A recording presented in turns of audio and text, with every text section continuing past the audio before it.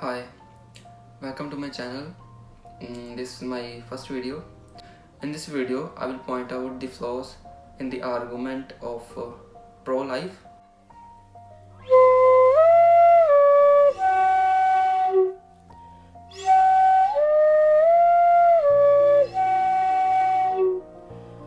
Pro-life is against abortion, which means that women shouldn't have the right to kill or abort the babies if they don't want them.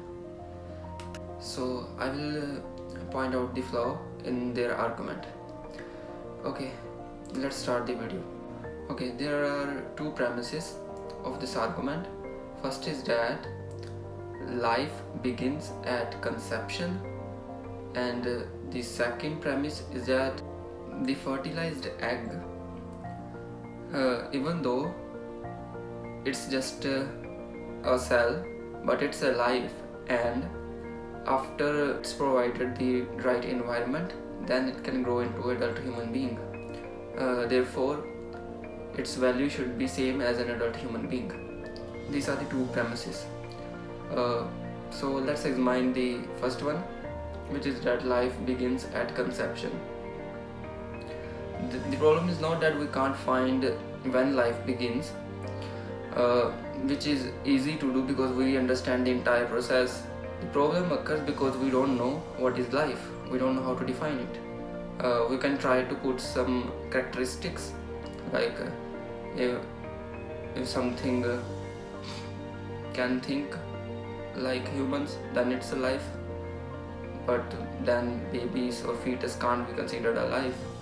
Or we may be more general, that something, if something can reproduce or needs energy to sustain itself, then it's alive. But then even viruses are living beings, or even computer virus is a living being, because computer virus also needs energy. So these are some problem with the defining life, and since we don't know what life is or by what standard we can define it, so there is no basis to the premise that life begins at conception, because we don't know what life is. It can get really problematic because life is a very subjective word. There are some humans, psychopaths, who may not even consider human beings as life, as living beings, while there are, on the other extreme, are people like me who consider even non-living things as life. For me, an atom, an electron revolving around it, it's basically following the laws of physics, just like we are doing, and it's so mesmerizing. I think even that is full of life. Even vacuum, space is new particles are coming into existence and out of existence. It's blooming with life. For me, everything is life. So it's very subjective of how you define life. So let's move on to the next premise of the argument, which is that since the fertilized egg is life, and given the right environment it can grow into a human being, therefore its value should be equal to a human life. So the second premise is that the fertilized egg, given the right environment, can turn into a human being, so its value should be equal to the life of a human being. This makes sense. For example, if we take 9 months old baby and educate it, nourish it, grow it, then it can turn into an adult human being. So we generally consider babies to have same value as a human life. So similarly, they argue that fertilized egg, if it's nourished, it can become a human being. The problem occurs when we continue this argument. So for example, let's take a sperm cell. If it's allowed to to fertilize an egg, and if then that egg is then given a womb and produce a child, then that child can also turn into a human being. So by that same logic, if we masturbate and all the semen cells do not fertilize the egg, we are basically killing human beings. So with just one ejaculation, you are killing double the amount of people that Genghis Khan killed. Now we have considered the problems in the arguments for pro-life. So now I will provide what I think is the solution to the abortion debate. First of all, we have to understand that morality is ultimately subjective. So if we have to make a moral decision, if we have to decide what is good or bad, we first have to decide a notion of morality, a kind of measure through which we decide whether something is good or bad. In this video or in any of my future videos, I will consider this as the benchmark of my morality, that I want joyful humanity. Anything that leads to this is good, anything that does not lead to it is bad. So now let's apply this notion of morality in this case, whether it is good or bad to abort the child. As we have already seen that just because we consider the child a life, it doesn't make any sense to make it illegal to kill it, because there are many life forms that we just allow to die. For example, insects, small animals, or not really famous animals. If they die, we don't make anyone in jail.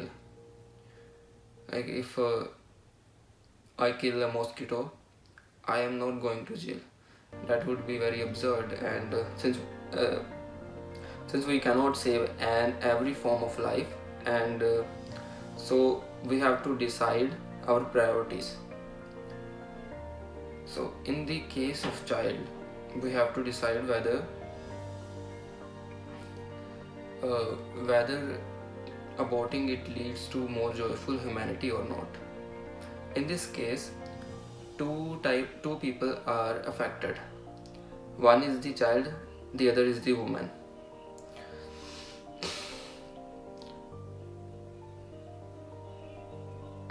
My view is that we should allow abortion till first trimester. After that, if we make it illegal, then it's not the problem. The reason is because before the first trimester, it's not even fetus, right? It's a zygote, and it does not have any emotions or feelings, not very complex at least. And the subjective experience, if we try to make assumption of what the subjective experience would be like, we can confidently say that it would be like the experience of an insect. I'm not saying the child is equal to an insect, but the subjective experience would be like that. So if in that stage we kill it, it's not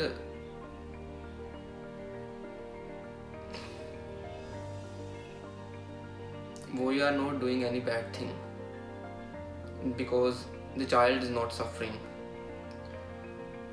and the reason it would be wrong to do after that stage, because the child has started developing feelings and emotions. It can feel pain, and secondly, it has also started resembling a human. So for example, if you are doing the abortion, uh, ripping apart a bunch of cells would not feel anything to you, but ripping apart a thing which looks exactly like a human, which has organs, that would feel bad. And if you show this video to anybody, they will also feel bad. So after that stage, it will decrease the uh, joy of humans, let's say. Now the second person is the woman.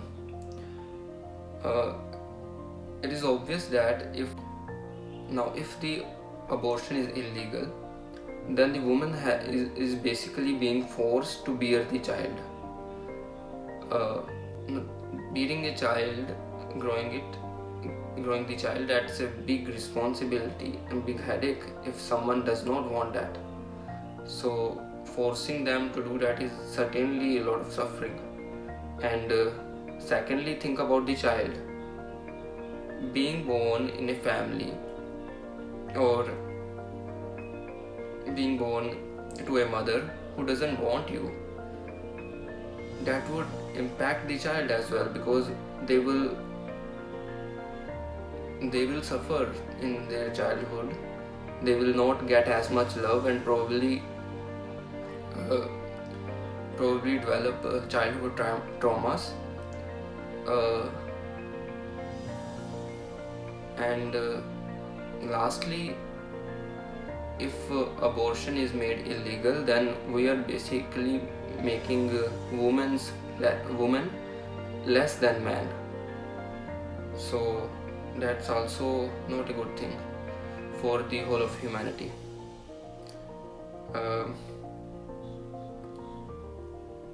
Yeah, these are my arguments, and if you disagree with them, feel free to comment and give your argument. I will read them carefully, and if I found any flaw in my arguments, I will made a second video and reply to all these arguments, and also I will also give my own opinions if I change my arguments after finding the flaws. Yeah, that's it. Thanks for watching. You can like and subscribe if you like it.